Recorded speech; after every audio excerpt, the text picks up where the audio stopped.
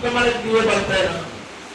చూడండి, మన భూమిని అనుకుంటే అక్షాంశాలు అనేవి ఇట్లా చుట్టూరా ఉంటాయి. అయితే మన పేపర్ పైన వెనుక భాగం చూపించడానికి అంత నీరు కాదు కాబట్టి ఇలా అర్థంగా చూస్తున్నాం. కానీ ఒరిజినల్ గా అక్షాంశాలు మనకి ఎట్లా ఉన్నాయి?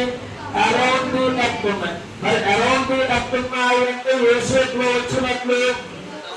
వృత్తాకారంలో. అందుకే మనకి అక్షాంశాలను ఏమని పిలుస్తారు అంటే మనకి ఏం చెప్పాలన్నా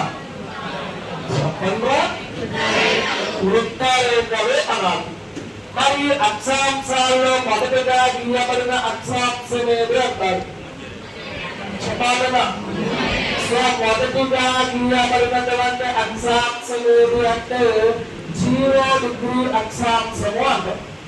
మరి 0 డిగ్రీ అక్షాంశాన్ని ఎక్కడ గీయాలి అంటే పైన ఉన్నదేంటి? ఏ ధ్రువం?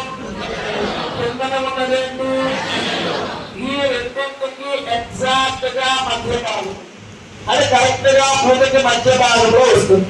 అలా భూమికి మధ్య భాగంలో వస్తుంది కాబట్టి దాన్ని ఏమని పిలుస్తారు కదా?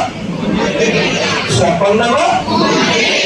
సో అదే భూమికి మధ్య భాగంలో గీయబడినటువంటి వృత్తారేఖను ఏమని పిలుస్తాము అంటే మరి భూమధ్య రేఖ ఎప్పుడైతే మధ్యలో తీశారో అది భూమిని ఎన్ని భాగాలుగా విడగొట్టింది? సమాన భాగాల, అసమాన భాగాల.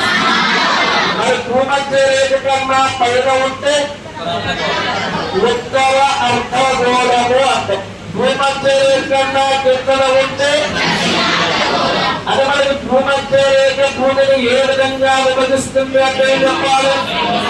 ఉత్తర మరియు లేదా భూమిని ఉత్తర దక్షిణ అర్ధ భాగాలుగా విభజించే రేఖ